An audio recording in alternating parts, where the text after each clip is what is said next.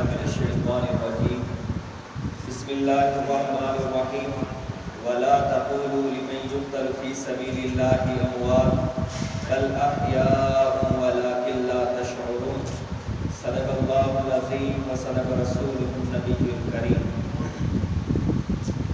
ہزاروں منزلیں ہوں گی، ہزاروں کارواں ہوں گے، ہزاروں منزلیں ہوں گی، ہزاروں کارواں ہوں گے، نظریں ہم کو ڈھونڈیں گی، نہ جانے ہم کہاں ہوں گے.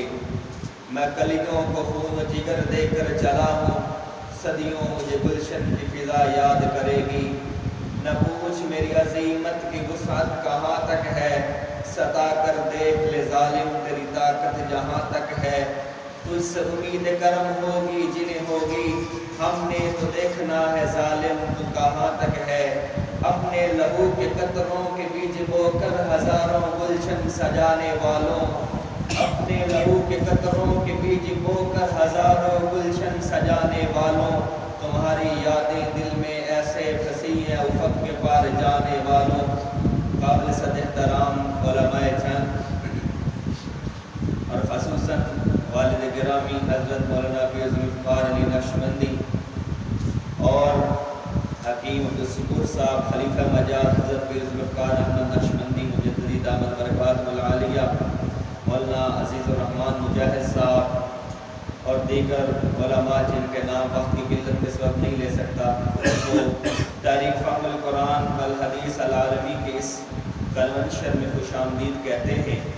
اور ہم آپ کے شکر گزار ہیں کہ آپ تشریف لائے اور آ کر ہمیں اس عظیم مقصد جس کی بنیاد پر یہ کنونشن انعقاد پذیر ہے اس میں حوصلہ افزائی کی. حضرت مولانا ڈاکٹر عادل خان شہید رحمۃ اللہ علیہ گزشتہ دنوں کراچی میں جب دارالعلوم کراچی میں وہ حضرت مولانا مفتی تقی عثمانی دامت برکاتہ العالیہ کے پاس مغرب کی نماز کے بعد میٹنگ کر کے نکلے تو جامعہ فاروقیہ جاتے ہوئے راستے میں ان پر کارگانہ حملہ ہوا اور نتیجے میں حضرت شہید ہوئے. ان کے ساتھ ان کا ڈرائیور بھی شہید ہوا. تو حضرت مولانا ڈاکٹر عادل خان کی شخصیت کوئی معمولی شخصیت نہیں تھی. سب سے بڑی بات تو یہ ہے کہ وہ استاد المحدثین، استاد العلماء، صدر وفاق المدارس پاکستان العربیہ حضرت مولانا سلیم اللہ خان صاحب رحمۃ اللہ علیہ کے جانشین تھے، ان کے فرزند ارجمند تھے. اور حضرت ڈاکٹر عادل خان شہید رحمۃ اللہ علیہ نے دورہ حدیث کے بعد 1972 میں دورہ حدیث مکمل کیا. اس کے بعد کراچی یونیورسٹی سے اسلامک کلچر میں پی ایچ ڈی ڈاکٹریٹ کیا. پھر ان کے اپنے ادارہ جامعہ فاروقیہ کراچی میں اپنے والد کے جانشین کے طور پر بطور جنرل سیکرٹری 2010 تک فرائض سر انجام دیتے رہے. اور جامعہ فاروقیہ کے زیر انتظام ایک مجلہ، ایک رسالہ اشاعت ہوتا تھا جس کا نام تھا الفاروق، اس کے ایڈیٹر بھی رہے. 2010 میں وہ 8 سال کے لیے ملیشیا یونیورسٹی میں جا کر اسلامک کلچر اور اسلامک معیشت اکانومکس کے لیکچرار پروفیسر تعینات ہوئے. ملیشیا میں 8 سال انہوں نے اسلامک اکانومکس پر لیکچر دیے. آپ نے براعظم افریقہ اور ملیشیا میں بڑے بڑے مدارس قائم کیے جو آج بھی جامعہ فاروقیہ اور حضرت کے جانشینوں کے زیر اہتمام چل رہے ہیں. 2018 میں جب حضرت مولانا سلیم اللہ خان صاحب اس دنیا فانی سے پردہ فرما گئے، رخصت ہوئے، تو اس وقت حضرت شیخ نے ملیشیا کو چھوڑ کر پاکستان میں اپنے والد کے ادارہ کو آ کر واپس سنبھالا. پھر حالیہ دنوں میں ایک عالمی ایجنڈا ہے، ایک عالمی استعمار کی سوچ ہے کہ مسلمانوں کو آپس میں لڑواؤ اور قتل و غارت کا بازار گرم کرو. تو حالیہ سی پیک کے منصوبہ جو پاکستان میں لانچ ہوا، یہ کافی طاقتوں کے لیے انتہائی کانٹا بنا ہوا ہے. اب وہ طاقتیں پاکستان کے اندر افراتفری کا ماحول پیدا کرنا چاہتی ہیں۔ تو افراتفری پیدا کرنے کے 3 فیکٹر پائے جاتے ہیں، ایک قومیت ہے، ایک لسانیت ہے اور ایک فرقہ واریت ہے۔ تو پاکستان میں لسانیت کا فیکٹر MPM کی صورت میں موجود رہا۔ انہوں نے لسانیت کی بنیاد پر کراچی میں قتل و غارت کا بازار گرم کیا۔ تو ہماری فوج کی کوششوں سے، جنرل رحیل شریف کی کاوشوں سے کراچی کو امن نصیب ہوا اور اس فتنے سے قوم کی جان چھوٹی۔ رہی بات قومیت کا کلچر، وہ بھی دم توڑ چکا۔ تو حالیہ دنوں میں جنرل رحیل شریف کے نیشنل ایکشن پلان لانچ کروانے کے بعد گستاخانہ تقاریر، گستاخانہ رویہ جات پر خاصی کمی نظر آئی، بلکہ نظر ہی نہیں آتے تھے۔ لیکن وہ جن دوبارہ بوتل سے باہر نکالا گیا اور کراچی میں اس دفعہ یوم عاشورہ پر سرعام سڑکوں پر جو کراچی میں ظہرین کی نماز مسلک شیعہ کے لوگ پڑھتے ہیں، اس میں حضرت امیر معاویہ اور حضرت سفیان رضی اللہ تعالیٰ عنہ مجمعین کی شان میں گستاخی کی گئی اور لعنتیں بھیجی گئی معاذ اللہ۔ اور اس کو تقریباً تمام میڈیا چینل نے لائیو کوریج کیا، یعنی کہ چھپی ہوئی بات یا سوشل میڈیا کی ناقص بات نہیں، اتھینٹک ویڈیوز آئی۔ اور اسی طریقے سے پھر ایک فتنہ اور آیا، آصف علوی نام کا، اس کو اسلام آباد میں لانچ کیا گیا، پھر اس سے گستاخی کروا کر اس کے ہاتھ میں پاسپورٹ تھما کر بیرون ملک بھیج دیا گیا۔ یہ تو ہمارا ریاستی اداروں سے سوال بنتا ہے کہ ایک نامزد بندہ، ایک FIR میں جو نامزد ہے، وہ کیسے پاسپورٹ یوز کر کے بیرون ملک جا سکتا ہے؟ ہم نے اگر 10,000 روپے بھی دینے ہو تو اگر ہم پر FIR ہو جائے تو ہمیں متعلقہ تھانے نہیں جانے دیتا۔ تو ایک ایسا کرمنل جس نے حضرت صدیق اکبر کی شان میں گستاخی کی، ان کو کافر تک معاذ اللہ کہہ دیا، تو اس کو راتوں رات پاسپورٹ دے کر بیرون ملک بھجوا دیا گیا۔ یہ بھی واقعہ ہوا۔ تو ڈاکٹر عادل خان شہید رحمۃ اللہ علیہ نے کراچی کے علماء کو اپنی قیادت میں اکٹھا کیا، علماء کمیٹی کا قیام کیا، اور پھر اس علماء کمیٹی کے تحت عظمت صحابہ کانفرنسوں کا سلسلہ شروع ہوا، جو کراچی میں بھی ہوئی، اسلام آباد میں بھی ہوئی اور ملتان میں بھی ہوئی۔ اب ہمارا جو دشمن ہے وہ شروع سے ہماری قیادت کو ٹارگٹ کرتا آیا ہے۔ اس کا یہ فلسفہ ہے کہ قیادت اڑا دی جائے تو پیچھے حالات نارمل ہو جائیں گے۔ تو اسی فلسفے پر عمل کرتے ہوئے ڈاکٹر عادل خان کو بھرے بازار میں گولیوں کی بچھاڑ کر کے شہید کر دیا گیا۔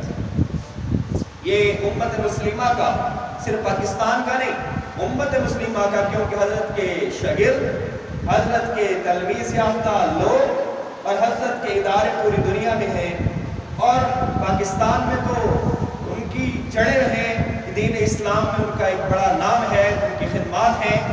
تو ایک عظیم سکالر سے امت مسلمہ مرحوم ہوئی ہے۔ تو آج کی سیمینار کا بنیادی مقصد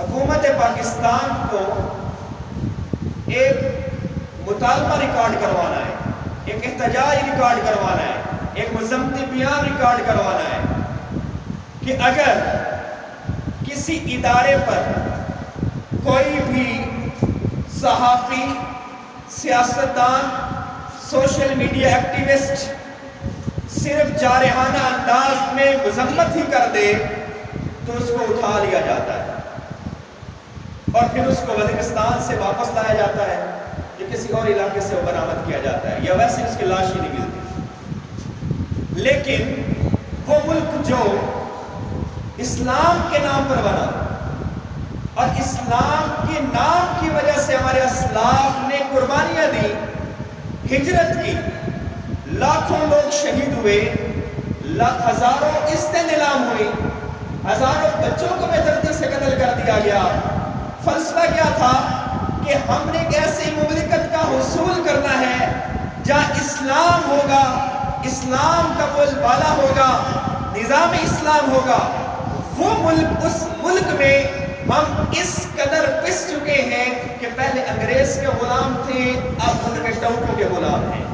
اور اس ملک میں جب ہم احتجاج نکالتے ہیں نا کہ یوم حضرت صدیق اکبر کی شان میں گستاخی ہوئی تھی، ناموس رسالت پہ آسیہ ملونہ نے گستاخی کی تو ملونہ ملک بھیج دے گا، ہم نے کرنے نہیں ہے وغیرہ وغیرہ۔